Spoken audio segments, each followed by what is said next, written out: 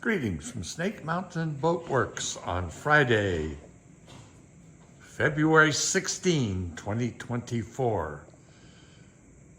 Well, since the last video, we've made major progress on our 1966 16-foot Chris Craft Cavalier Ski Boat.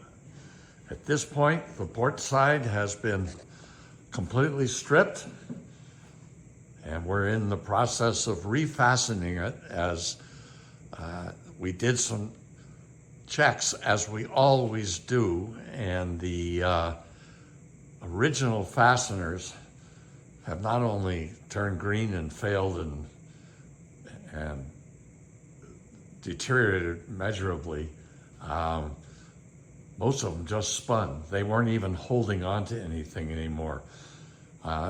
The port side of this boat, which is the one that we've stripped and have begun refastening, was such that in an area like this, we can actually take and deflect the hull. So we're going through and we will be refastening. Now our approach here, since we can't really take the original fasteners out, toothpick them, and put new fasteners in. Why? Because you've got a 3/8 inch thick layer of this craft paper laminated plywood that the screw is passing through before you get to the frames.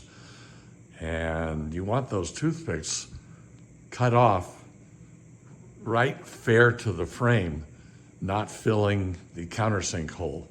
So what we are doing is backing out. Well, first we refasten by drilling new pilot holes, new countersinks, guides, and inserting 1.25 inch, number 8, silicon bronze, flathead, Frierson drive screws into them. And you can see we've so far refastened along 3 frames. We will continue doing so all the way up and all the way back to the transom. Now, last time this was kind of a mess up here. If you remember, we had this piece that sat this way beneath the deck, and Joe and I started picking at it with an awl to see how well the paint had adhered, and we discovered that, well, the paint adhered pretty well. It was the chunks of wood that came out every time we poked in with our awl that got our attention. So at this point, Joe has executed the largest Dutchman that we've done to date. We excised a section of the hull, installed a standard hull side Carvel plank batten behind it. So there's a batten, an oak batten that runs right along here. And then we paid the surface with Pettit easy epoxy adhesive and screwed everything home. So this is much more solid than it was originally. But Joe wasn't finished there. If you remember from last time, this whole boat is made with this material. And we've done lots of research trying to figure it out. And this is termed craft laminated marine plywood. And you'll notice that the laminations go 90 degrees. But this stuff only has 3 laminations. There's only 3 layers of wood in here that is then secured with this craft paper that's laminated to it. And it's all done with a phenolic rosin. And this is really well adhered to the substrate. And this stuff is a subset, kind of like the genus is MDO, and this stuff is a subset in the class of MDOs. But it's not a traditional MDO plywood. So that was pretty awful. And what we've done, I should give him credit, what Joe has done is to completely redeck the foredeck of this ski boat. Everything has been fit perfectly to match the original, laid in. The underside of all of this was treated with clear penetrating epoxy sealer. One of our real challenges, though, was the framing in this area. There were well, you can sort of see them. There's a frame that runs here, and there was a frame that ran across here. But the interesting part is these boats left Algonac with none of those frames attached to the hull. They were all floating. They don't float anymore. We fashioned a series of blocks and have every frame now rigidly secure to the hull itself and make this boat much stiffer. This whole bow was literally being held together by these screws through this plywood. That was it, because the frames were just floating. This bow could actually move. Yeah, I know, it probably wouldn't, but I'm not the one who wants to be in a boat when the bow fails and you find the bottom. We have addressed the inside, tried to do some research, but there's really not a lot of information on this boat. The ski boats did not have ceilings per se.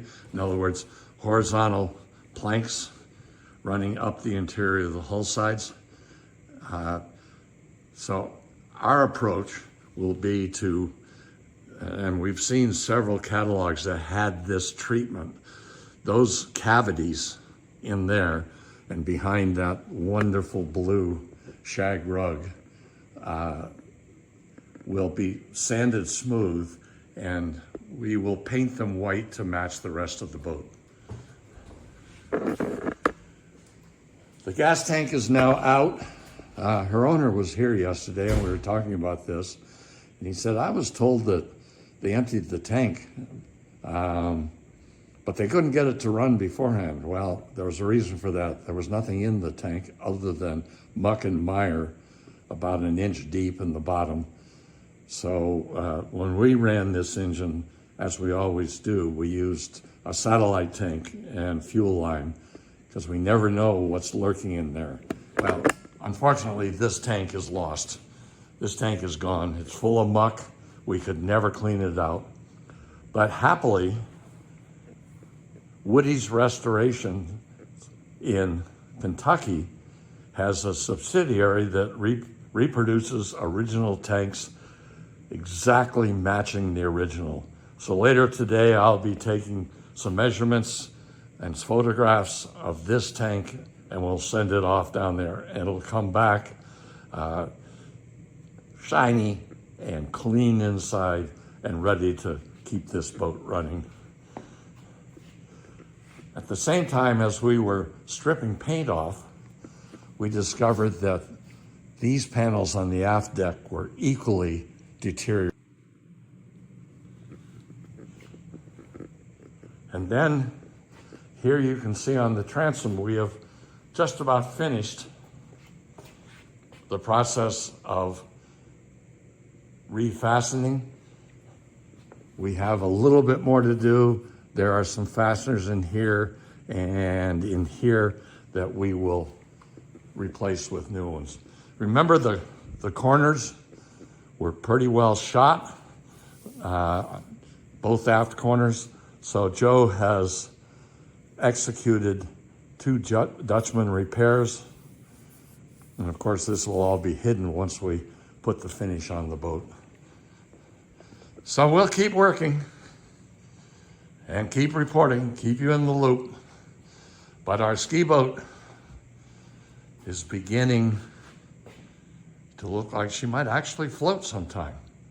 Our next steps involve stripping the starboard side. That's my joy for today. I'll start at the bow and work all the way back. And then we will move her into the main shop where we can flip her over. That's after we pull this 283 and strip the bottom. The bottom's constructed using the same material.